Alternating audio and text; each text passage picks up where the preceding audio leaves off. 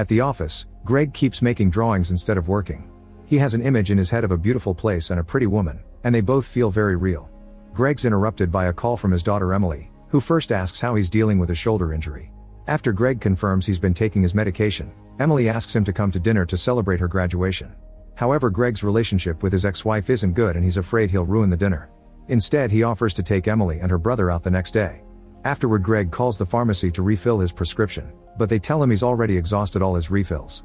After taking his last medicine, Greg leaves for a meeting with his boss and doesn't see his wallet glitching on his desk. The boss Bjorn scolds Greg for spending all his time drawing and fires him.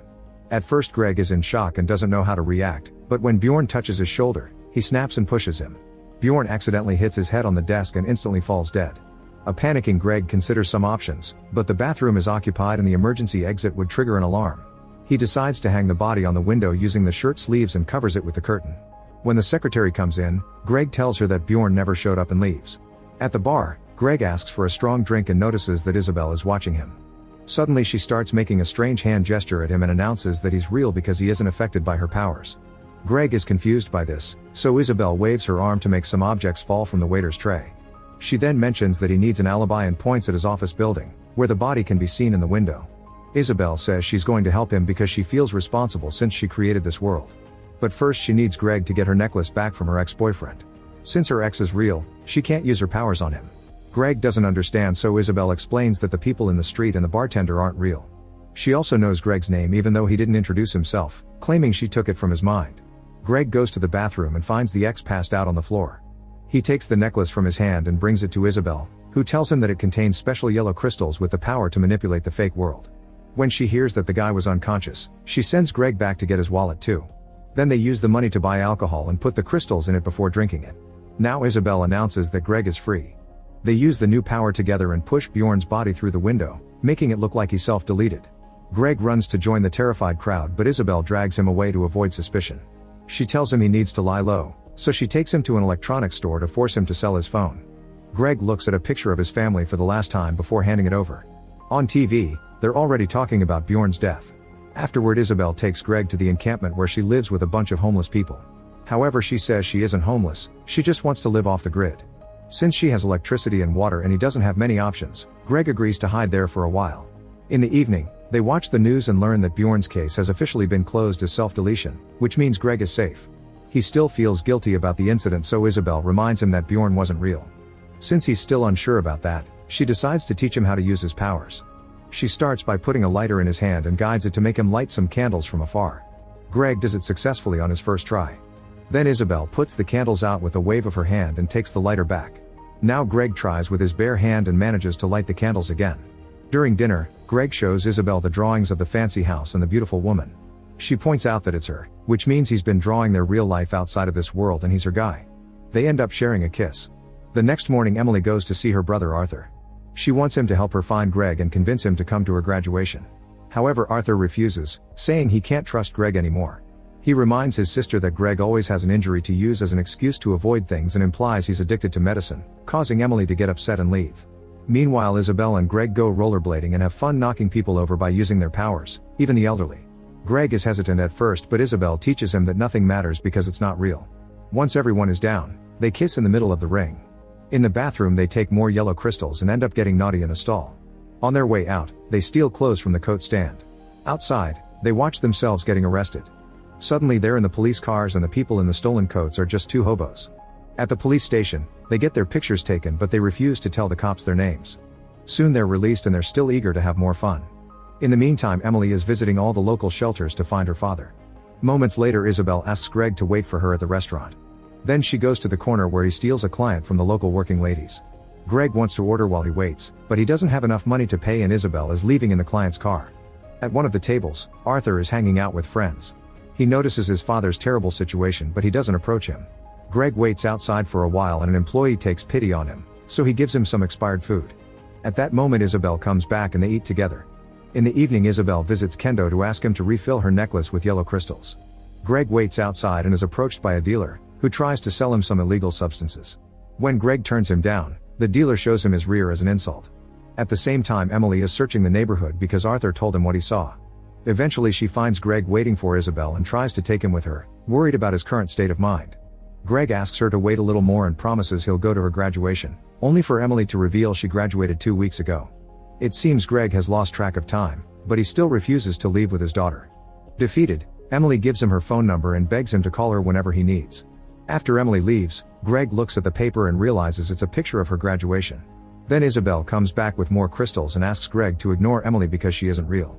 As they walk away, another dealer begins following them in his van, threatening to shoot them for being in his neighborhood.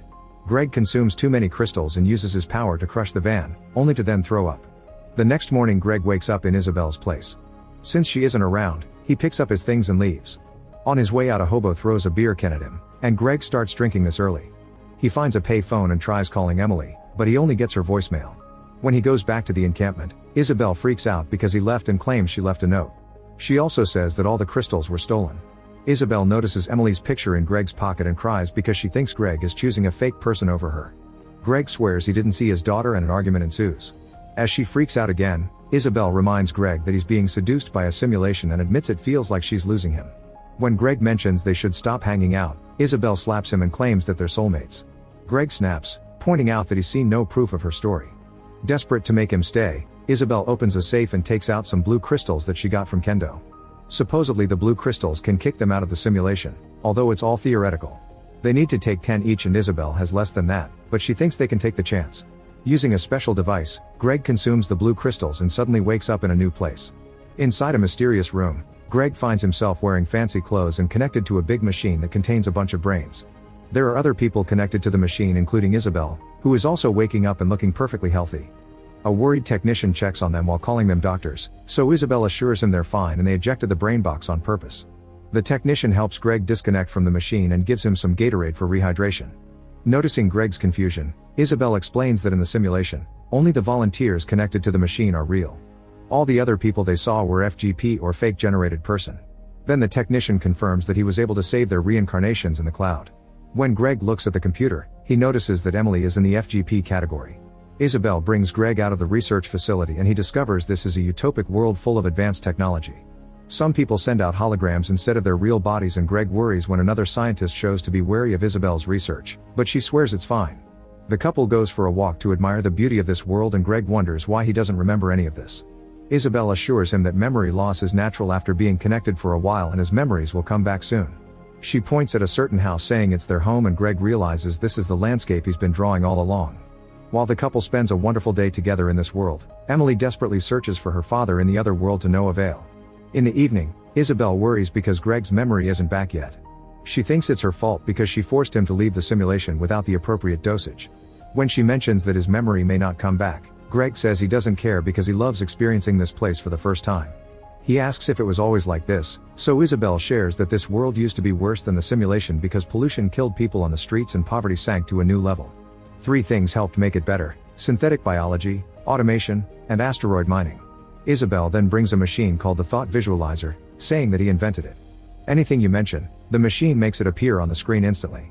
With the illustrations from the visualizer, Isabel shares the story of this world. Synthetic biology fixed all the environmental problems, and the owner of the asteroid mining company made so much money that he gave lots of it away. Every person gets a base of $500,000 a year while the robots do all the chores. People started to have time to spend on all their passions, however they got used to it too soon and their lives became dull. This is why Isabel invented the brain box. By letting people experience the bad, they learn to appreciate the good. Greg thinks it works because he's having a mind-blowing experience in this world. Isabel reminds him they need to go back to the lab, but he convinces her to give him one more day to enjoy himself. The next day the couple goes sailing before attending a party, where they have lots of philosophical conversations with other scientists.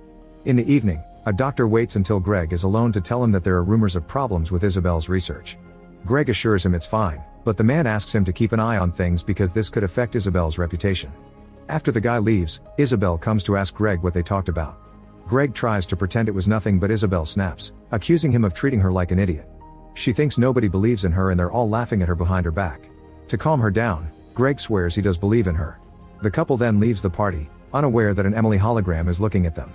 The technician warns her not to go near Greg because he's unpredictable. That night, Greg dreams of the simulation.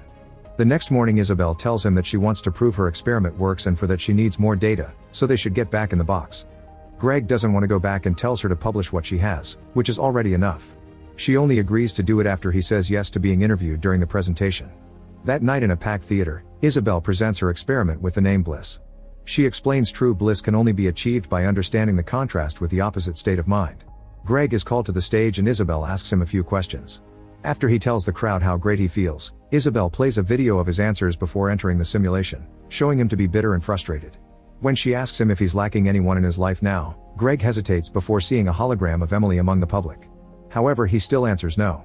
Isabel concludes her research by saying that a once frustrated man is now full of wonder. At the after-party, all the scientists approach Isabel to compliment her research. Greg keeps seeing Emily's hologram around and decides to follow it, noticing that the ugly streets of the simulation appear around her while she walks.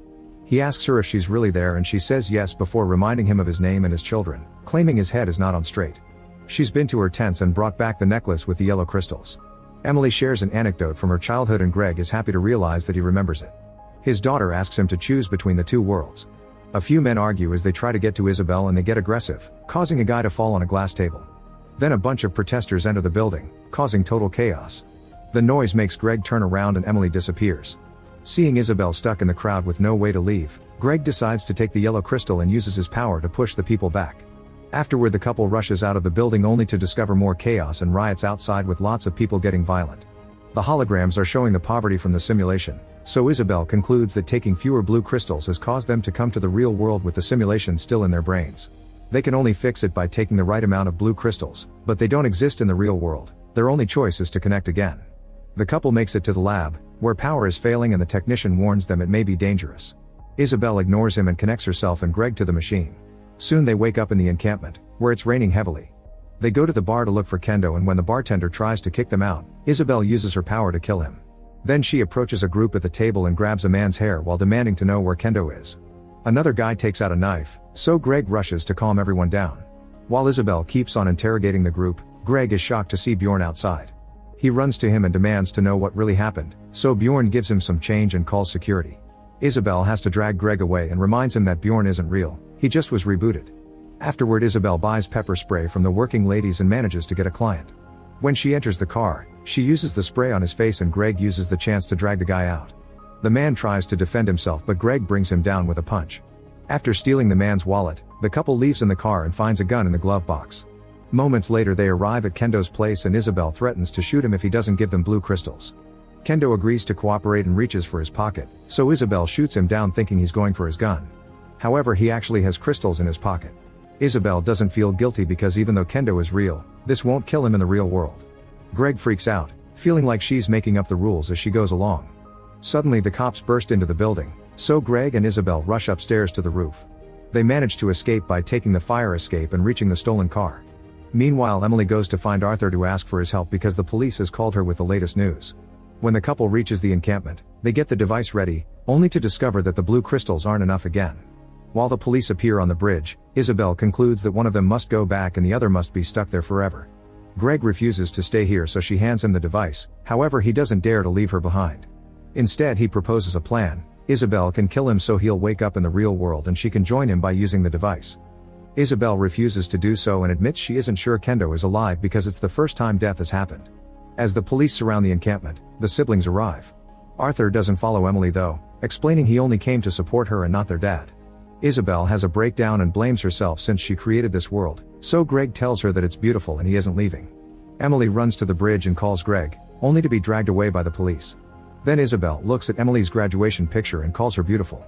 She kisses Greg before stepping out to distract the police while she uses the device to take the crystals. Since the cops go after her, Greg manages to sneak away from the encampment and escapes without being seen. He cries as he crosses downtown, finally coming to terms with what happened. Moments later, Greg is sitting with a support group and admits he has an addiction. It turns out all the simulation stuff was a hallucination caused by the illegal substances that Isabel and Greg took. They've been nothing but violent hobos all along. Eventually, Greg is clean enough to meet Isabel again. Make sure to subscribe and turn on notifications so you can watch more videos like this. Thanks for watching.